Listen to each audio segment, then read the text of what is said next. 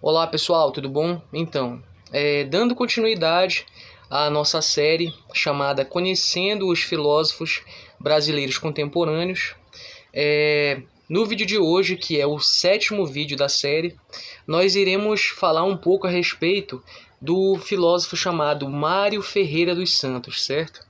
Que de todos os filósofos que nós vimos e que ainda iremos ver, porque essa série ainda contará com um último episódio, que é o episódio em que eu falarei sobre o Cortella, né?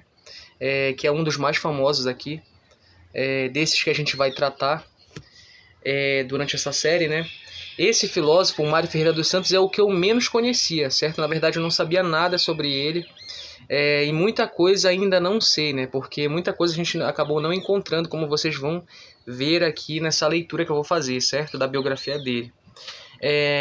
De todos, ele e o Burnham foram os dois assim que eu não conhecia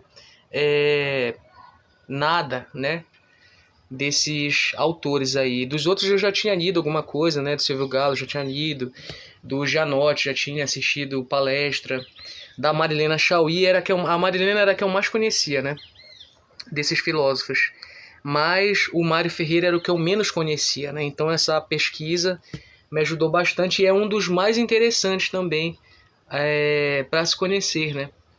E vocês vão saber por que durante essa apresentação aqui. Então eu começo dizendo o seguinte: o Mário Ferreira dos Santos ele nasceu no dia 3 de janeiro de 1907 no município de Tietê, estado de São Paulo, certo? Em 1925 ele ingressou no curso de Direito da Universidade Federal do Rio Grande do Sul, a UFRGS, graduando-se em bacharel em Direito, né, em 1930. Pela mesma universidade, ele também graduou-se em Ciências Sociais, porém, como eu digo aqui no slide, a gente não conseguiu encontrar uma data de ingresso dele no curso e de saída desse curso, certo? Então a gente só tem essa informação de que ele cursou Ciências Sociais, mas a gente não tem a data de início e do fim do curso, certo? Outra coisa interessante para a gente falar sobre o Mário Ferreira dos Santos é que ele, assim como o Rubem Alves, ele não tinha formação em filosofia, certo?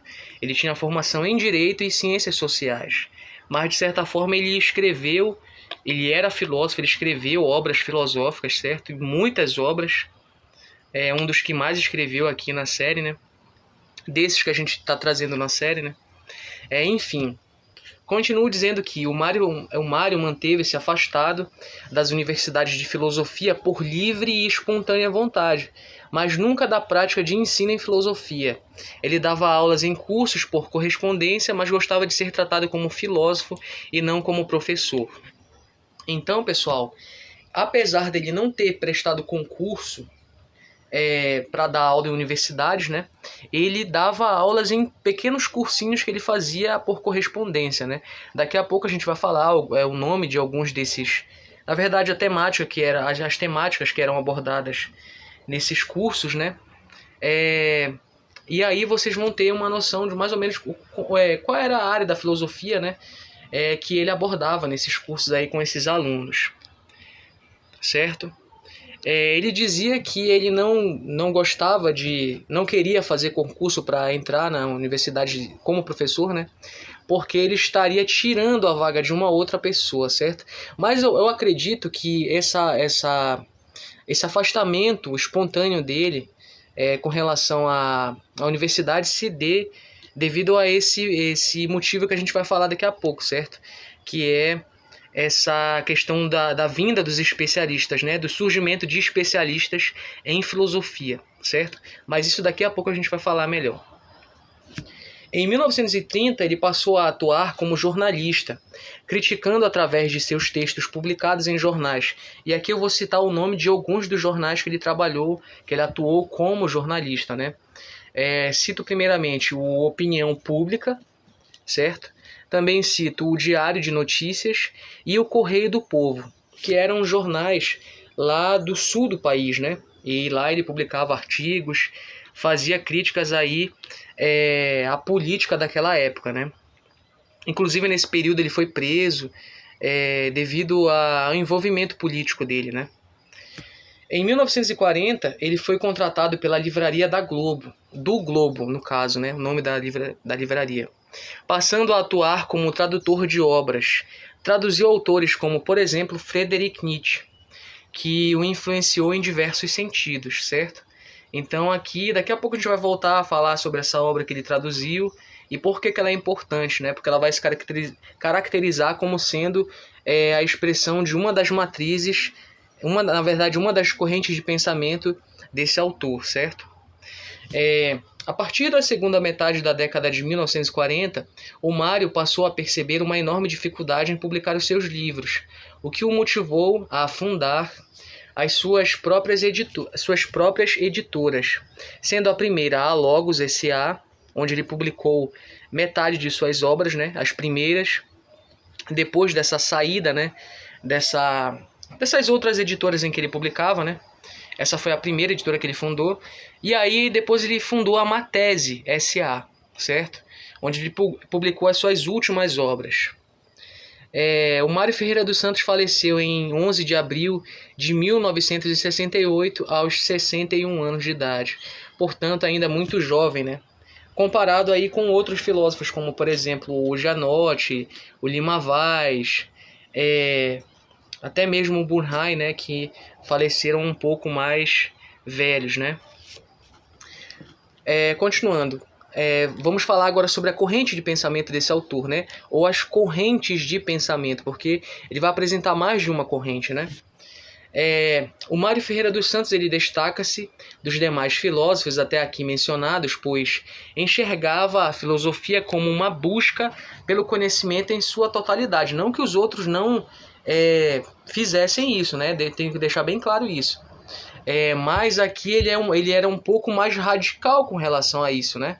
Todos esses filósofos eles buscavam entender a filosofia como sendo uma totalidade, mas ele foi muito mais radical do que os outros que eu citei, né? Porque vocês vão entender daqui a pouco, né? Ele dizia o seguinte, ele indagava-se, né? Que filósofo eu seria se eu não pudesse tratar filosoficamente de cada ciência, certo? Então ele tinha interesse por todas as ciências possíveis de investigação, certo? Aliás, em diversas oportunidades, Mário demonstrou sua contrariedade à cisão da filosofia, muito comum nos ambientes acadêmicos, principalmente a partir da década de 1930, com a chegada da missão francesa ao Brasil, que fez com que surgissem no país os primeiros escolas especializados, que eram professores de filosofia que tinham uma especialização em uma determinada área da filosofia, como, por exemplo, filosofia política, filosofia da ciência, filosofia medieval, filosofia antiga, enfim. Diversas são as áreas em que um estudante de filosofia, um professor, pode se aprofundar e se tornar um especialista, né? Surgimento esse que, sem sombra de dúvidas, foi um dos motivos que influenciaram negativamente o filósofo a tomar a decisão de não lecionar em universidades, pois, uma vez não identificando-se como especialista, apesar de ter a erudição necessária e autônoma para isso, o melhor a se fazer era manter-se distante de tais instituições, certo? Então, eu entendo que ele tenha se afastado das universidades porque ele não queria se tornar um especialista numa determinada área de filosofia, certo? Ele não queria dar apenas uma disciplina, por exemplo, disciplina de filosofia política, porque ele tendia muito para escrever sobre política, né? Envolveu-se muito com política, criticava muitos políticos. Ele não, enfim, eu acredito que ele tenha se afastado das salas de aula de universidades por conta disso, porque naquele período era uma tendência muito grande se tornar um especialista em filosofia, em algumas áreas específicas de filosofia, né? Então, continuo aqui citando, né? Agora, essa parte foi uma parte mais introdutória em relação à corrente de pensamento. Agora nós vamos citar, de fato, algumas matrizes, algumas correntes presentes aí no pensamento do Mário Ferreira dos Santos, certo? A primeira matriz que nós podemos presenciar no pensamento do Mário Ferreira dos Santos é a matriz cultural, certo? Exposta nas aulas dos cursos de estética, e aí eu já vou citando aqueles cursos que eu falei anteriormente, né? Estética, História da Cultura e História da Arte. assim como em alguns de seus livros que tratam não só a respeito dos temas lecionados em seus cursos, como os livros Convite à Estética, de 61, e Filosofia e História da Cultura, de 62, como também acerca de temas relacionados à religião, como os livros Teses da Existência e Inexistência de Deus, de 46, O Homem perante o Infinito, de 1955, Cristianismo, a Religião do Homem, de 2003, publicado póstumamente, certo? Portanto, após a morte do autor, e Deus, sendo esse último um manuscrito não acabado, né? É um livro dele que ele não acabou, então a gente não tem uma data de publicação, porque ele não chegou a publicar, mesmo que póstumamente, né? Enfim, uma outra matriz filosófica presente nas obras de Mário Ferreira dos Santos é a matriz ético-política, certo? Expressa pelo filósofo através de seus artigos publicados nos jornais em que atuou como jornalista, onde Mário criticava o contexto político ao qual fazia parte. Então, é justamente aquilo que eu estava citando anteriormente, né? O Mário, ele usava dessa oportunidade que ele tinha, né? Desse espaço que ele tinha para escrever, para ele poder fazer crítica a alguns políticos da época, certo? Então fica aqui caracterizada essa matriz ético-política dele, tendendo a ir mais para a política, certo? O que a gente vê, por exemplo, a gente viu no Lima Vaz, é que ele tendia a escrever sobre ética, né? Ele voltava-se para a vertente da ética. Já o Gianotti voltava-se um pouco mais para a vertente da política, né? Aqui não. Aqui, no Mário Ferreira dos Santos, ele escrevia, né, um pouco mais voltado para essa área da política. Então, prosseguindo, outra matriz filosófica encontrada nas obras de Mário Ferreira dos Santos é a matriz exegética, certo? Exposta em obras como Análise Dialética do Marxismo, de 54, Aristóteles e as Mutações, de 55, O Um e o Múltiplo, em Platão, de 58, Pitágoras e o Tema do Número, de 1960, Protágoras, de 1965, e Isagoge de Porfírio, de 1965 também, certo? Essa matriz ela é caracterizada, como eu já disse em outros vídeos, né, pelo comentário de obras, certo? Algumas aqui são traduções, certo? Como, por exemplo, aquela do Nietzsche que eu citei no início desse vídeo, certo? Há ainda uma última, e essa é sem sombra de dúvidas, a que mais se destaca na obra do autor. Estamos nos referindo à matriz epistemológica, certo? Que é caracterizada por fazer filosofia na extensão das ciências, como as ciências exatas, naturais e sociais. Vocês lembram lá que o Mário Ferreira dos Santos, ele tinha formação em sociologia, né? Em ciências sociais, na verdade. Então, continuando aqui, assim como Mário Ferreira dos Santos propôs em muitas de suas obras, não na mesma ordem citada há pouco, como nos livros Psicologia, de 1954, Sociologia Fundamental e Ética Fundamental, de 57, Pitágoras e o Tema do Número, de 1960, já citado anteriormente, Convite à Psicologia Prática, de 1961, Análise de Temas Sociais, de 62, O Problema Social, de 1962 também, Dicionário de Filosofia e Ciências Culturais, de 63, Erros na Filosofia da Natureza, de 1967, e Filosofia Concreta, que é a maior obra dele, foi publicada em 1956, certo?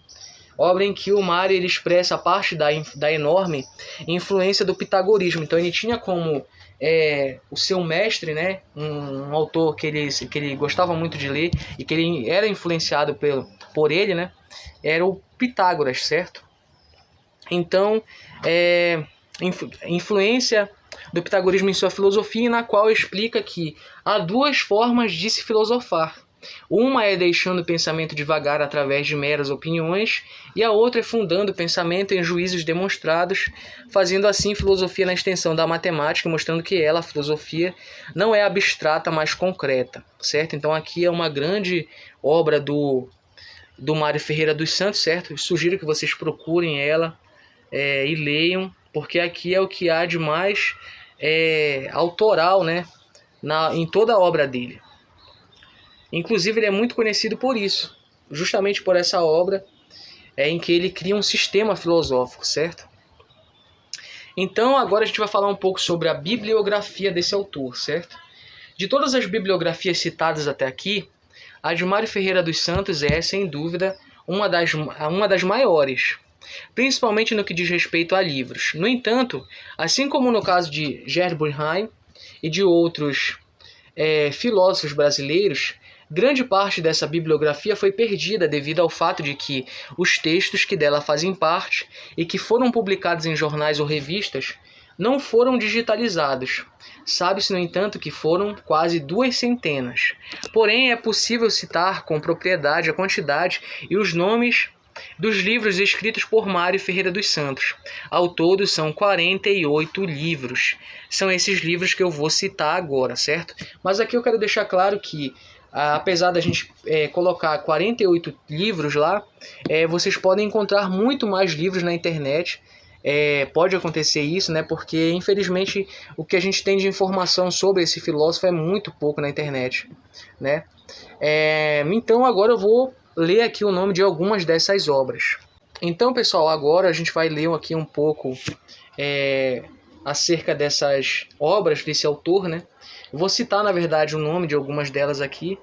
Como eu já disse, podem existir outras, certo? Então, se você está vendo esse vídeo e souber de uma a mais, através de alguma pesquisa que você fez, né, é só entrar em contato que a gente posteriormente pode fazer um novo vídeo incluindo, né, novas obras. E aí, inclusive em relação a todos os vídeos que eu gravei, tá? Cito aqui em primeiro lugar a obra Teses da Existência e da Inexistência de Deus. Eu vou citar só o nome, não vou citar a data de publicação, certo? Se a Esfinge Falasse, Realidade do Homem, curso de Oratória e Retórica. Esse é muito bom, esse de retórica eu já li, certo? Técnica do Discurso Moderno, Filosofia e Cosmovisão, Lógica e Dialética, Psicologia, Teoria do Conhecimento, Ontologia e Cosmologia, O Homem que Nasceu Póstumo, Curso de Integração Pessoal, Análise Dialética do Marxismo, Tratado de Simbólica, Filosofia da Crise, O Homem perante o Infinito, Aristóteles e as Mutações, Noologia Geral, Filosofia Concreta, maior obra dele, Sociologia Fundamental e Ética Fundamental, Filosofias da Afirmação e da Negação, Práticas de Oratória, muito bom também esse livro, O Um e o Múltiplo, em Platão, Métodos Lógicos e Dialéticos, Pitágoras e o Tema do Número, Páginas Várias, Filosofia Concreta dos Valores, Convite à Estética, Convite à Psicologia Prática, Convite à Filosofia, Tratado de Economia, Filosofia e História da Cultura, Análise de Temas Sociais, O Problema Social, Dicionário de Filosofia e Ciências Culturais. Olha só a quantidade de obras dele. Dicionário de Pedagogia e Puericultura, Origem dos Grandes Erros Filosóficos, Protágoras, Isagoge de Porfírio, Grandezas e Misérias da Logística, Invasão Vertical dos Bárbaros, Erros na Filosofia da Natureza, A Sabedoria dos Princípios, A Sabedoria da Unidade, A Sabedoria do Ser e do Nada, O Apocalipse de São João, A Sabedoria das Leis Eternas, Cristianismo, A Religião do Homem, certo? Então aqui, olha, vocês podem ver que as primeiras obras são todas publicadas lá por uma outra editora, né, que é a editora Sagitário. Depois ele vai publicando pela Logos, ó, que é a editora dele já, né? E depois pela Matese. Ó, todos aqui são da Matese, ó. Enfim, pessoal, esse daqui foi o vídeo sobre o Mário Ferreira dos Santos. Espero que vocês tenham gostado e até o próximo vídeo.